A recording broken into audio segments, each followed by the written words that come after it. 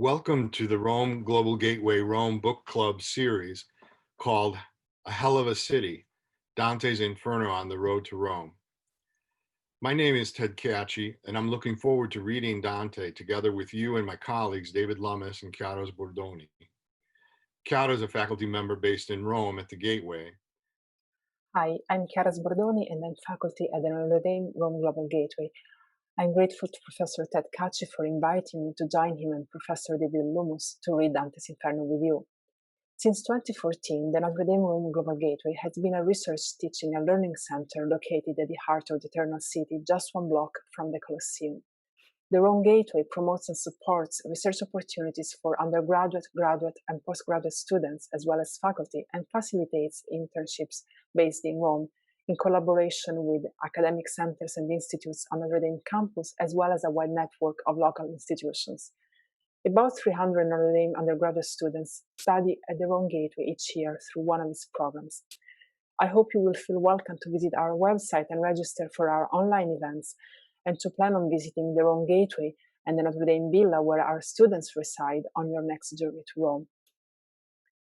Dante is considered the Italian national poet, the founder of the Italian language and literary tradition. And like most Italians, I first read the Divine Comedy in school.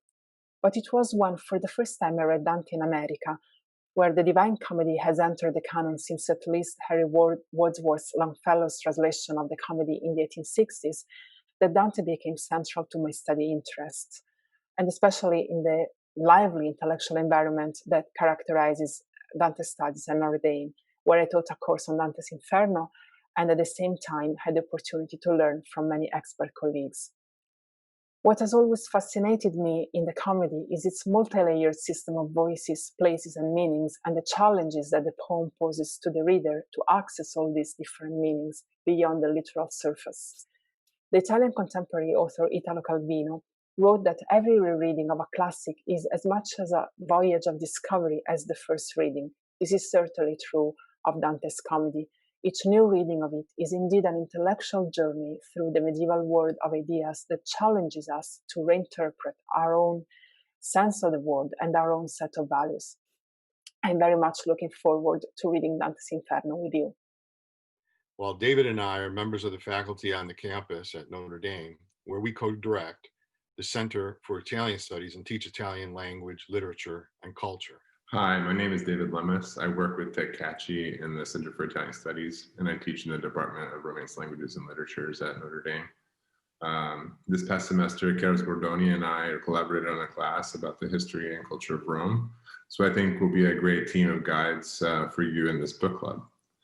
I first heard about Dante when I was reading American modernist poetry as a young teenager. I thought, I just have to understand this in the original. I wouldn't have enough Italian to read Dante until several years later. But in the meantime, I started studying Latin and Greek, and I discovered a love for the classics. When I eventually read Dante, he filled in that space for me between the modernists and the classics. So when I teach and study and think about Dante, it's almost never in isolation. For me, Dante's work is all the richer when we read it in relation to what came before and after, to its history and reception, but also in relation to others writing around the same time. I've taught Dante in this way over the past 15 years and at different universities, where I've also had an amazing opportunity to learn from some great Dante scholars, including here at Notre Dame. I look forward to our discussions on this book club. Like all works of literature, the Divine Comedy begins to show its depths of meaning more easily when we read it together with others. I've had the privilege of teaching Dante at Notre Dame for the last 30 years. And today I'm still excited about teaching Dante every chance I get in one of the premier programs in the world for the study of Dante, the Devers Family Program in Dante Studies at Notre Dame, which since 1995 has been collecting rare books related to the study of Dante in the Father John Zahm Dante Collection in the Department of Special Collections of the Hesburgh Library, sponsoring lectures, research projects, and publications in the field of Dante studies. Next time you're on campus, and I hope it won't be too far off in the future, please drop me and David a line and we'd be pleased to give you a tour of the historic Zahm Dante collection one of the most important in North America. You're all cordially invited to attend any of our programs, including the lecture series starting this month in commemoration of the 7th centenary in 2021 of Dante's death. The theme is Dante in North America.